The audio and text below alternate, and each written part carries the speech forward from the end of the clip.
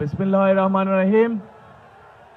আজকের এই নির্বাচনী জনসভায় উপস্থিত ফরিদপুর, শরীয়তপুর, গোপালগঞ্জ, মাদারীপুর এবং রাজবাড়ী থেকে আগত প্রিয় ভাই ও বোনেরা, আসসালামু আলাইকুম। আসসালামু আলাইকুম। কেমন আছেন আপনারা? আলহামদুলিল্লাহ। প্রিয় ভাই বোনেরা, এই যে আমি আজকে আপনাদের সামনে এখন বক্তব্য দিতে উঠলাম, এই জায়গাটা একটু তারেক, এই জায়গাটাকে একটু ক্লিয়ার করে দাও, এই জায়গাটাকে ক্লিয়ার করে দাও। Thank you, thank you. এই যে আপনাদের সামনে বক্তব্য দিতে উঠলাম, এই বক্তব্য দেবার আগে আমরা যাদের হাতে ধানের শীষ তুলে দিয়েছে, প্রত্যেকটা মানুষ স্ব এলাকার সার্বিকভাবে এই সমগ্র এলাকার ফরিদপুর, গ্রেটার ফরিদপুর অঞ্চলের প্রত্যেকটা এলাকার বিভিন্ন সমস্যার কথা আপনাদের নেতারা আপনাদের সামনে তুলে ধরেছেন। শুনতে পেয়েছেন আপনারা সেটা? আচ্ছা, তা ওনারা যে সকল দাবি দেওয়া দিয়েছেন এলাকার উন্নয়নে, নেতৃবৃন্দ আপনারা যারা ধানের শীষের প্রার্থী, দয়া করে একটু দাঁড়ান সামনে। শুধু ধানের শীষের প্রার্থী যারা, অনলি প্রার্থী যারা, সামনে আসেন, একটু স্কুলের অ্যাসেম্বলির মতন লাইন দিয়ে দাঁড়ান। হ্যাঁ, দাঁড়াও, লাইন করে দাঁড়া যাও। এই যে মানুষগুলো প্রত্যেকটি এলাকার জনগণের এবং এলাকার সমস্যার কথা বলেছে, ইনারা যেই সমস্যার কথাগুলো বলেছে, আপনারা কি সেই সমস্যাগুলোর সাথে একমত? কি ভাই, সকলে একমত? আচ্ছা, তাহলে এই মানুষগুলোর দায়িত্ব হচ্ছে যে আপনারা তাদেরকে নির্বাচিত করলে পরে ইনশাল্লাহ তারা এলাকার সমস্যার সমাধান করবে, তাই তো নাকি? কিন্তু সমস্যা সমাধান করতে হলে তো প্রথমে আপনাদের একটা দায়িত্ব আছে। কি সেটা? হ্যাঁ, শুনি না। কোথায় ভোট দিবেন? কোথায়? রাইট, ধানের শীষে যদি ভোট দিয়ে এদেরকে জয়যুক্ত করেন, ইনশাআল্লাহ বিএনপি সরকার গঠন করলে এই মানুষগুলো এলাকার জন্য কাজ করবে এবং এদের পিছে আমি দাঁড়িয়ে থাকবো যে কি হলো, কাজ করো না কেন তোমরা? কাজে আপনারা একটু ধানের শীষ উঁচা করেন, আপনাদের হাতে ধানের শীষলা। এদের সকলের হাতে আমি দলের পক্ষ থেকে ধানের শীষ তুলে দিয়ে গেলাম। 12 তারিখ পর্যন্ত এদেরকে আপনারা দেখে রাখবেন। নির্বাচিত হলে পরে ইনশাল্লাহ 13 তারিখ থেকে এদের দায়িত্ব হচ্ছে 24 ঘন্টা আপনাদেরকে দেখে রাখা। ধন্যবাদ, বসেন। প্রিয় ভাই বোনেরা, একটু আগে এখানে আমাদের ফরিদপুরের নেতারা, ফরিদপুর জেলার নেতারা একটি দাবির কথা বলেছে, দুটি দাবির কথা মূলত বলেছে। এক, এই ফরিদপুর শহরে সিটি কর্পোরেশন করা, এবং 2, ফরিদপুরকে বিভাগ করা। তাই তো নাকি? এটাই তো শুনলাম নাকি? ঠিক শুনছি? আচ্ছা, তাহলে আজকের এই নির্বাচনী জনসভায় আপনাদের সকলের সামনে আমি এতটুকু বলতে চাই, ইনশাল্লাহ বিএনপি সরকার গঠন করলে আগামীতে ধানের শীষ আগামী 12 তারিখে নির্বাচনে জয়যুক্ত হলে পরে বিভাগ গঠন করলে যদি এলাকার মানুষের উপকার হয়, বিভাগ গঠন করলে যদি মানুষের সমস্যার সমাধান হয়, তাহলে ইনশাল্লাহ জনগণের সেই দাবি বিএনপি পূরণ করবে। প্রিয় ভাই বোনেরা, অনেক সমস্যার কথা আমরা শুনেছি। এই সমস্যাগুলো আমি ভেবেছিলাম যে এত সমস্যা নেই, কারণ দীর্ঘ 17 বছর আমি দেশে থাকতে পারিনি। আমরা দূর থেকে শুনেছি প্রত্যেক এলাকায় বলে অনেক উন্নয়ন হয়েছে, কিন্তু যদি উন্নয়ন হয়েই থাকে তাহলে প্রার্থীরা কেন এত সমস্যার কথা বলল? তার মানে কি উন্নয়নের ফাঁকা বলি ছিল এতদিন? তাহলে প্রিয় ভাই বোনেরা, এখন সময় এসেছে আপনারা যে অধিকার ফিরে পেয়েছেন, যে অধিকার আপনাদের কাছ থেকে গত 1 যুগেরও বেশি সময় ধরে কেড়ে নেওয়া হয়েছিল, সেই অধিকার বাংলাদেশের মানুষ ফিরে পেয়েছে। এবং সেই অধিকার আদায় করার মাধ্যমে, অর্থাৎ আগামী 12 তারিখে বাংলাদেশের মানুষ তাদের সেই উদ্ধারকৃত অধিকার প্রয়োগ করার মাধ্যমে দেশের মানুষ দেশের অধিকার ফিরে পাবে। কারণ আমরা যারা বিএনপি করি, আমরা বিশ্বাস করি যে এই দেশের বিএনপির সকল ক্ষমতার উৎস কারা? জনগণ হচ্ছে সকল ক্ষমতার উৎস এবং এই দেশের প্রকৃত মালিক হচ্ছে জনগণ। কাজেই যখন দেশে জনগণের কাছে জবাবদিহিমূলক একটি সরকার থাকবে, জনগণের কাছে জবাবদিহি করতে বাধ্য একটি সরকার থাকবে, তখনই একমাত্র সম্ভব দেশের এলাকার মানুষের সমস্যার সমাধান করা, তখনই একমাত্র সম্ভব দেশকে সামনের দিকে এগিয়ে নিয়ে যাওয়া। এবং সেই জন্যই প্রিয় ভাই বোনেরা, এলাকার সমস্যা যেমন আছে, একই সাথে আরো বহু কতগুলো সমস্যা আছে এবং সেগুলো সম্পর্কে আমরা আমাদের দলের পক্ষ থেকে পরিকল্পনা গ্রহণ করেছি যে বিএনপিকে বাংলাদেশের মানুষ 12 তারিখে নির্বাচনে দেশ পরিচালনার সুযোগ দিলে বিএনপি কি কি পরিকল্পনা গ্রহণ করবে যাতে করে এলাকার সমস্যার সমাধান হয়, যাতে করে দেশের মানুষের সমস্যার সমাধান হয়। প্রিয় ভাই বোনেরা, এই এলাকা একটি অন্যতম প্রধান সমস্যা হচ্ছে নদী ভাঙন। আমরা পরিকল্পনা গ্রহণ করেছি যে নদী ভাঙন যেভাবে হোক আমাদেরকে এটার মধ্যে প্রতিরোধ গড়ে তুলতে হবে, যাতে করে এলাকার মানুষের জমি জমা আমরা রক্ষা করতে পারি। কারণ বৃহত্তর ফরিদপুর এলাকা কৃষি প্রধান একটি এলাকা। এই এলাকায় পাট শিল্প আছে, যেই পাট শিল্পকে যদি আমরা সহযোগিতা করতে পারি, এই পাট শিল্পের সাথে লক্ষ লক্ষ কৃষক ভাইরা জড়িত আছে এবং এই পাট শিল্পকে সহযোগিতা করার মাধ্যমে একদিকে যেরকম কৃষক ভাইদের সুবিধা হবে, একইভাবে আমরা দেশকেও সামনে নিয়ে যেতে পারবো। এই পাট রফতানি করার মাধ্যমে, বিভিন্ন পাটজাত দ্রব্য রফতানি করার মাধ্যমে আমরা দেশে বৈদেশিক মুদ্রা অর্জন করতে পারবো। প্রিয় ভাই বোনেরা, এই ফরিদপুরের চর অঞ্চলগুলো ধরে চল অঞ্চলগুলো নিয়ে প্রচুর পরিমাণের সোয়াবিন চাষ হয়, হয় না? হ্যাঁ, সোয়াবিন চাষ হয় কি? হ্যাঁ না না হয় না? এখানে সোয়াবিন চাষ হয় না, কম হয়। কম হয় কেন? ভুট্টা হয়, ভুট্টা চাষ হয়, রাইট? হ্যাঁ, ভুট্টা চাষ হয়। এই ভুট্টা চাষের সাথে ভুট্টা বহু কৃষক এটার সাথে জড়িত আছে, যাদের পাশে আমরা দাঁড়াতে চাই, যাদের পাশে দাঁড়ানোর মাধ্যমে সেই কৃষক ভাইদেরকে আমরা সহযোগিতা করতে চাই। এবং সে কারণেই প্রিয় ভাই বোনেরা, আমরা সিদ্ধান্ত গ্রহণ করেছি যে বাংলাদেশে সকল কৃষক ভাইদেরকে আমরা একটি কৃষক কার্ড দিতে চাই, যেই কৃষক কার্ডের মাধ্যমে আমরা কৃষক ভাইদের কাছে যেই কৃষিজাত পণ্য উৎপাদন করে তার কাছে আমরা সেই ফসলের বীজ, সার, কীটনাশক, ওষুধ আমরা পৌঁছে দিতে চাই। অন্তত একটি সিজনের সম্পূর্ণ ফসলের আমরা পৌঁছে দিতে চাই, যাতে করে সেই কৃষক ভাই ধীরে ধীরে স্বাবলম্বী হতে পারে। প্রিয় ভাই বোনেরা, এই এলাকার বহু যুবক তরুণ আছে যারা শিক্ষার আলোয় আলোকিত, কিন্তু তাদের একটি সমস্যা আছে যে বহু মানুষের কাছে কর্মসংস্থান নেই।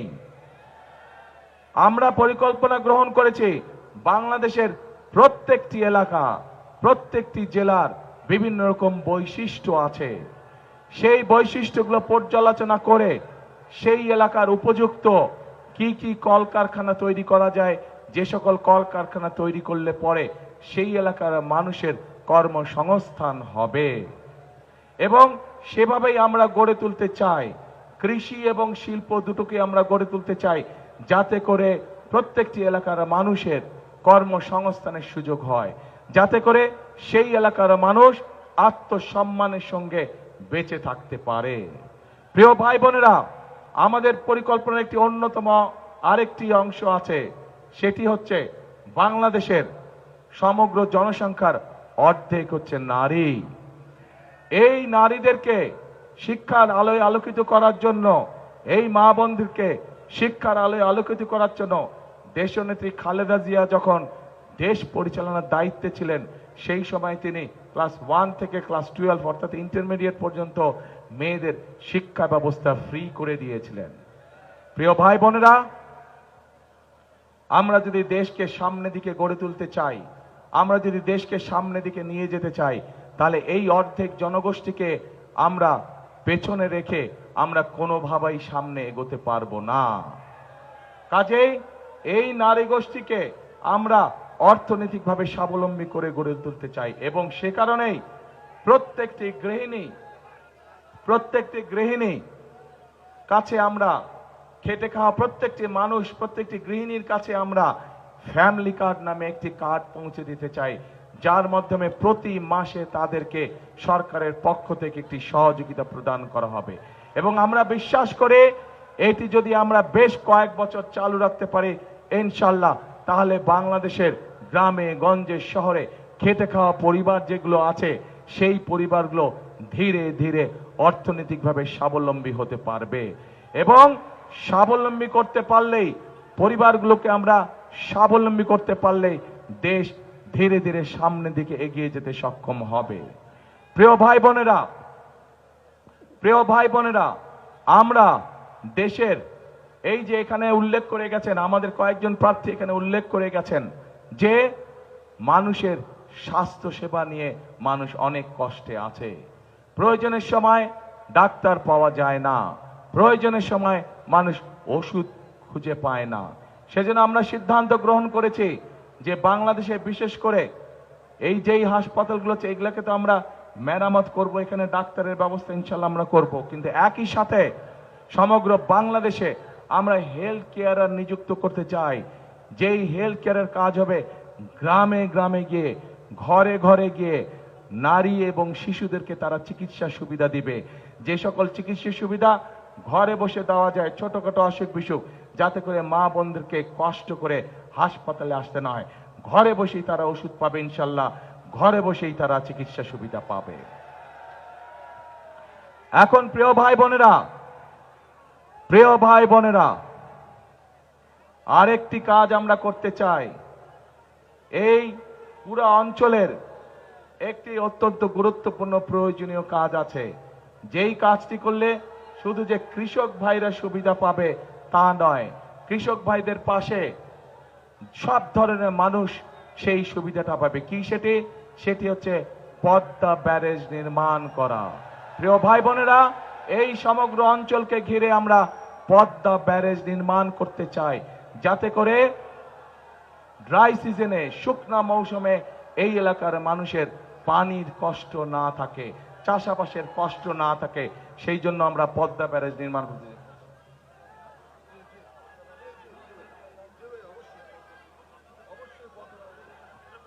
এই পদ্মা ব্যারেজ নির্মাণের কাজে আমরা হাত দিতে চাই।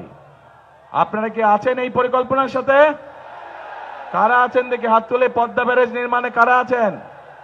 হ্যাঁ, আপনাদের সমর্থন ছাড়া কিন্তু আমরা পারবো না। অর্থাৎ জনগণের সমর্থন ছাড়া সম্ভব নয় কোনো বড় কাজ করা। জনগণের যদি সমর্থন থাকে ইনশাল্লাহ বিএনপি যে কোনো বড় কাজ করতে সক্ষম হবে। এখন প্রিয় ভাই বোনেরা, এই যে আপনাদের সামনে আমাদের দলের পরিকল্পনাগুলো যে তুলে ধরলাম, আপনারা কি মনে করেন এই পরিকল্পনাগুলো যদি কম বেশি আল্লাহর রহমতে আমরা বাস্তবায়ন করতে পারি, তাহলে দেশের মানুষের ভাগ্যের পরিবর্তন হবে? আপনারা কি মনে করেন যে এই পরিকল্পনার কথা বললাম, কে মনে করেন দেশের মানুষের ভাগ্যের পরিবর্তন হবে? ইনশাআল্লাহ।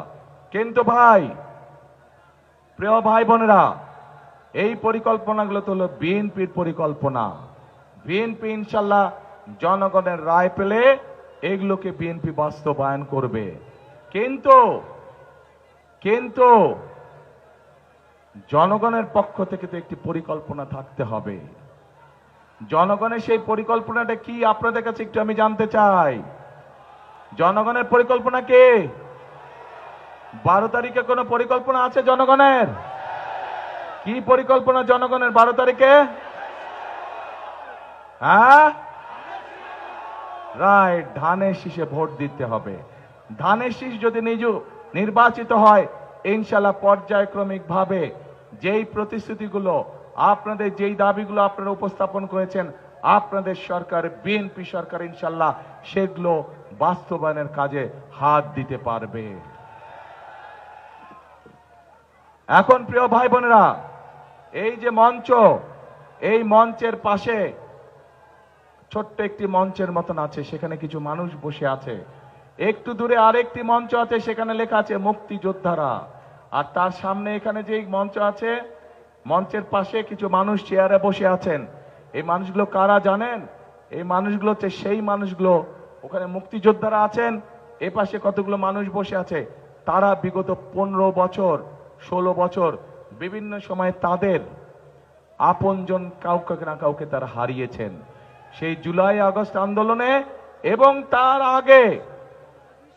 তার আগে গত 1 যুগ ধরে যখন সেই স্বৈরাচার যারা 5 তারিখে পালিয়ে গেছে, তারা যখন বাংলাদেশের মানুষের ঘাড়ে বসেছিল, সেই সময় এই মানুষগুলো তাদের আপনজনদেরকে হারিয়েছে। প্রিয় ভাই বোনেরা, 1971 সালে মুক্তিযোদ্ধারা জীবন বাজি রেখে দেশকে স্বাধীন করেছিলেন। ঠিক একইভাবে বিগত 1 বছর সহ বিভিন্ন সময় এই যে স্বজনেরা মানুষগুলো, তাদের স্বজনেরা যারা গুম হয়ে গিয়েছে, যারা খুন হয়ে গিয়েছে, যারা অত্যাচার নির্যাতনের শিকার হয়েছে, এই মানুষগুলো আপনাদের যে ভোটের অধিকার, যে পরিকল্পনা আপনারা 12 তারিখে বাস্তবায়ন করতে চান, সেই অধিকার যাতে আপনারা ফিরে পান, তার জন্য তারা রাজপথে থেকে জীবন বাজি রেখে যুদ্ধ করেছে এবং গুম খুনের শিকার হয়েছে, নির্যাতনের শিকার হয়েছে। প্রিয় ভাই বোনেরা, 71 সালে মুক্তিযোদ্ধারা দেশ স্বাধীন করেছেন। 2024 সালের 5ই আগস্ট আমাদের ছাত্র জনরা রাজপথে আন্দোলনের সফল করার মাধ্যমে, স্বৈরাচারকে বিদায় করার মাধ্যমে সেই স্বাধীনতাকে তারা রক্ষা করেছে। এখন প্রিয় ভাই বোনেরা, এই যে মানুষের ভোটের অধিকার, এই যে মানুষের কথা বলার অধিকার যেটি আমরা ফিরে পেয়েছি, এটিকে কিন্তু ধরে রাখতে হবে। কারণ এইখানে প্রার্থীরা যে সকল জনগণের পক্ষ থেকে যে সকল কথা বলেছেন, জনগণের ভাগ্য পরিবর্তনের জন্য, এলাকার উন্নয়নের জন্য, এগুলোকে যদি বাস্তবায়ন করতে হবে, তাহলে একটু আগে যেটা বলেছি, আপনাদের সমর্থন ছাড়া কিন্তু আমরা পারবো না। আপনাদের সমর্থন থাকলে ইনশাআল্লাহ যে কোনো কাজ আমরা করতে পারবো। কিন্তু প্রিয় ভাই বোনেরা, এখানে কিন্তু একটু কিন্তু রয়ে গিয়েছে। এই যে জনগণের স্বাধীনতা, জনগণের ভোটের অধিকার, জনগণের কথা বলার অধিকার, এর বিরুদ্ধে কিন্তু আবার ষড়যন্ত্র শুরু হয়ে গিয়েছে। এবং এই ষড়যন্ত্র কারা করছে? এই ষড়যন্ত্র যারা করছে তাদেরকে জনগণ একটি নামে ডেকে থাকে। জনগণের পক্ষ থেকে তাদেরকে একটি নাম দেওয়া আছে। কি নাম জানেন? গুপ্ত। জনগণ তাদেরকে গুপ্ত নামে ডাকে। কারণ জনগণ দেখেছে, যখনই সময় হয় এদিক তখন এক রূপ, আবার সময় হয় ওই দিক তখন এক রূপ। বিভিন্ন পরিস্থিতিতে বিভিন্ন সময় তারা রূপের পরিবর্তন করে। প্রিয় ভাই বোনেরা, এরা যে শুধু রূপের পরিবর্তন করে তা না, এরা দেখেন জনগণকে তারা কিভাবে অপমানিত করে। জনগণের উপরে যে তাদের মোটেও আস্থা এবং বিশ্বাস নেই, তার দুটো প্রমাণ আপনাদের সামনে আমি দিচ্ছি। প্রিয় ভাই বোনেরা, আপনারা নিশ্চয়ই প্রত্যেকটি মানুষ উপস্থিত দেখেছেন, 2 দিন আগে এই যে গুপ্তের দল, তাদের যে দলীয় এক নেতা, প্রধান নেতা আছে, সে একটি অত্যন্ত আপত্তিকর কথা বলেছে বাংলাদেশের খেটে খাওয়া মা বোনদের বিরুদ্ধে। দেখেছেন আপনারা? প্রিয় ভাই বোনেরা, আমার একটি প্রশ্ন আপনাদের কাছে, যে রাজনৈতিক দল, যে রাজনৈতিক নেতার চিন্তা বা আদর্শ হয়ে থাকে, তার দেশের খেটে খাওয়া মা বোনদের সম্পর্কে এরকম নোংরা চিন্তা হয়ে থাকে, তাদের কাছ থেকে কি আমরা ভালো কোনো কিছু আশা করতে পারি? তাদের কাছ থেকে কোনো ভালো কিছু আশা করতে পারি না। এবং এটির প্রমাণ আমরা 1971 সালেও দেখেছি। 1971 সালে তাদের বিতর্কিত ভূমিকার জন্য বাংলাদেশের লক্ষ লক্ষ নারী, লক্ষ লক্ষ মা বোনেরা তাদের সম্মান হানি হয়েছিল। কাজে প্রিয় ভাই বোনেরা, এদের কাছ থেকে আপনাদেরকে সতর্ক থাকতে হবে। এদের ব্যাপারে জনগণকে সতর্ক রাখতে হবে। তারা মুখে বলবে একটা, কাজ করবে একটা। যাদের নিজের দেশের মানুষ সম্পর্কে মিনিমাম যারা সম্মান করতে জানে না, নিজের দেশের মা বোনদের সম্পর্কে যাদের মিনিমাম সম্মান নেই, তাদের কাছ থেকে আর যাই হোক আমরা কোনো ভালো কিছু আশা করতে পারি না। ঠিক একইভাবে প্রিয় ভাই বোনেরা, তাদের আরেক নেতা আছে, সেই নেতা তাদের দলীয় কর্মী সমাবেশে বলেছে যে 12 তারিখ পর্যন্ত তার দলের নেতা কর্মীরা জনগণের পা ধরে থাকবে, 13 তারিখ থেকে জনগণ বলে তাদের পা ধরবে। তাহলে এবার বুঝেন তাদের চিন্তা চেতনা কেমন ধরনের। অর্থাৎ জনগণকে তারা 12 তারিখ পর্যন্তই দেখে রাখবে, 13 তারিখ থেকে তারা এমন পরিস্থিতি তৈরি করতে চায় যেখানে জনগণের নাভিশ্বাস উঠে থাকবে। অর্থাৎ জনগণের প্রতি তাদের কোনো আস্থা, কোনো বিশ্বাস নাই, জনগণের শক্তিতে তারা বিশ্বাসই করে না। প্রিয় ভাই বোনেরা, আমরা বিভিন্ন পত্র পত্রিকা সহ বিভিন্ন জায়গায় বিভিন্ন খবর দেখছি। কি সেই খবর? এই গুপ্তদের বিভিন্ন লোকজন বিভিন্ন জায়গায় গিয়ে, বিশেষ করে মা বোনদের কাছে গিয়ে তারা বিকাশ নাম্বার চাইছে, তারা এনআই কার্ড চাইছে। দেখেছেন না আপনারা? দেখেছেন এই সংবাদ? ওকে, এখন কেন চাইছে? তারা বাংলাদেশের মানুষের সাথে অনৈতিক আচরণ করছে, অথচ আমরা দেখে অন্যদিকে তারা বলে সৎ মানুষের শাসন দিবে। আরে ভাই, আপনার কাজটাই তো আপনি শুরু করছেন অনৈতিক বিষয় দিয়ে। যেখানে আপনি নিজেই অনৈতিক বিষয় দিয়ে কাজ শুরু করছেন, সেখানে আপনি কি করে আশা করেন জনগণ কি করে আশা করবে যে আপনারা সৎ মানুষের শাসন দেবেন? নিজেরাই তো অসৎ কাজ করে বেড়াচ্ছেন। প্রিয় ভাই বোনেরা, আজ তাই আসুন, বহু বছর, বহু ত্যাগ, বহু বিসর্জনের মধ্যে দিয়ে বাংলাদেশের জনগণ তাদের হারিয়ে যাওয়া অধিকার ফিরে পেয়েছে। কাজে এই অধিকারকে আমাদের যে কোনো মূল্যে ধরে রাখতে হবে। ষড়যন্ত্র চলছে, কাজেই ষড়যন্ত্র সম্পর্কে সতর্ক এবং সজাগ থাকতে হবে। আমরা যদি এই ষড়যন্ত্রকে ইনশাল্লাহ 12 তারিখে ঠেকিয়ে দিতে পারি, 13 তারিখ থেকে বাংলাদেশে জনগণের শাসন কায়েম হবে। আমরা যদি এই ষড়যন্ত্রকে ঠেকিয়ে দিতে পারি, তাহলে ইনশাল্লাহ 13 তারিখ থেকে বাংলাদেশের কাছে জবাবদিহিমূলক শাসন ব্যবস্থা প্রতিষ্ঠিত হবে। এবং প্রিয় ভাই বোনেরা, আমরা আন্দোলন করেছি অনেক, সংগ্রাম করেছি অনেক রক্তক্ষরণ হয়েছে, বহু মানুষ পঙ্গু হয়েছে। এখন সময় এসেছে, দেশ গঠনের সময় এসেছে। আমাদেরকে দেশ গঠন করতে হবে, আমাদেরকে খাল খনন করতে হবে, আমাদেরকে নতুন স্কুল কলেজ তৈরি করতে হবে, আমাদেরকে মিল কারখানা তৈরি করতে হবে, আমাদেরকে খাল কাটতে হবে, আমাদেরকে নতুন নদী খনন করতে হবে, আমাদেরকে কৃষকদের সুবিধার জন্য হিমাগার তৈরি করতে হবে। আমাদেরকে এরকম বহু কাজ আমাদের বাকি রয়ে গিয়েছে। কারা আছেন এইসব কাজে অংশগ্রহণ করতে চান, দেশকে পুনর্গঠন করতে চান? ইনশাআল্লাহ আসুন।